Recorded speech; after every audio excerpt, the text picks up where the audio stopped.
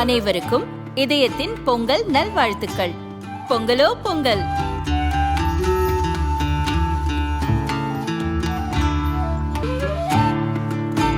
அனைவருக்கும் இதயம் மந்த்ராவின் பொங்கல் தின நல்வாழ்த்துக்கள். பொங்கலோ பொங்கல்.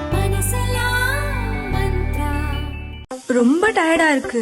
இயற்கையான டேட்ஸ், பாதாம், பிஸ்தா, கேஷு அண்ட் ஹனி கொண்டு தயாரிக்கப்பட்ட லயன் டேட் நட் பைட்ஸ். 2 விஷயங்கள் என் மனதை ரொம்ப வாட்டியது.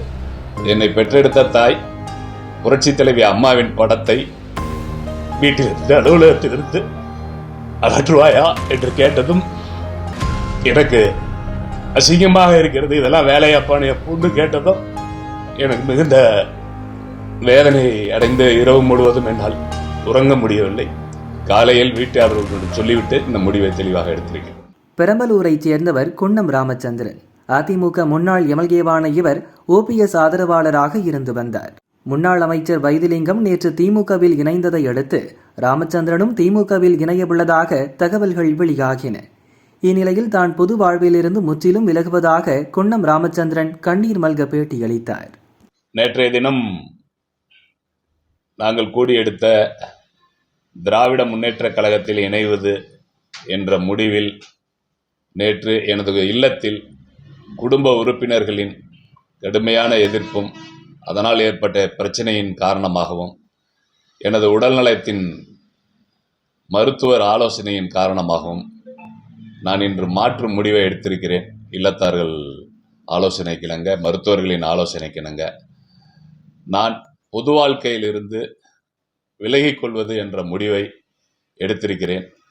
நேற்று ஒரு பேச்சு, இன்று ஒரு பேச்சு என்பது தவறான விஷயம் என்ற போதிலும் என் உடல்நிலையை கருத்தில் கொண்டும் என் குடும்ப சூழ்நிலை, என் குடும்ப உறுப்பினர்களின் அறிவுறுத்தலின் குடும்ப நிம்மதிக்காக நான் இந்த முடிவை எடுத்திருக்கிறேன். நான் எந்த அரசியல் கட்சியிலும் இனி பயணிக்கப் போவதில்லை.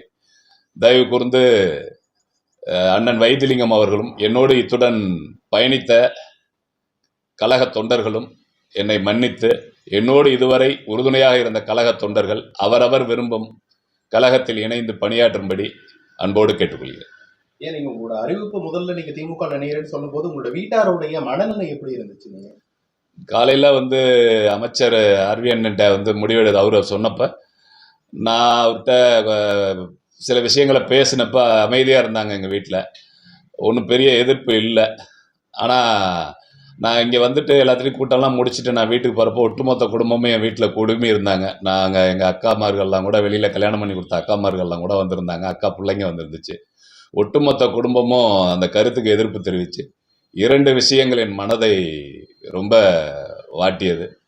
என்னை பெற்றெடுத்த தாய் புரட்சி தலைவி அம்மாவின் படத்தை வீட்டிலிருந்து அலுவலகத்திலிருந்து அகற்றுவாயா என்று கேட்டதும் எனக்கு அசிங்கமாக இருக்கிறது. இதெல்லாம் வேலையாப்பான்னு எப்போன்னு கேட்டதும் எனக்கு மிகுந்த வேதனை அடைந்த இரவு முழுவதும் என்னால் உறங்க முடியவில்லை.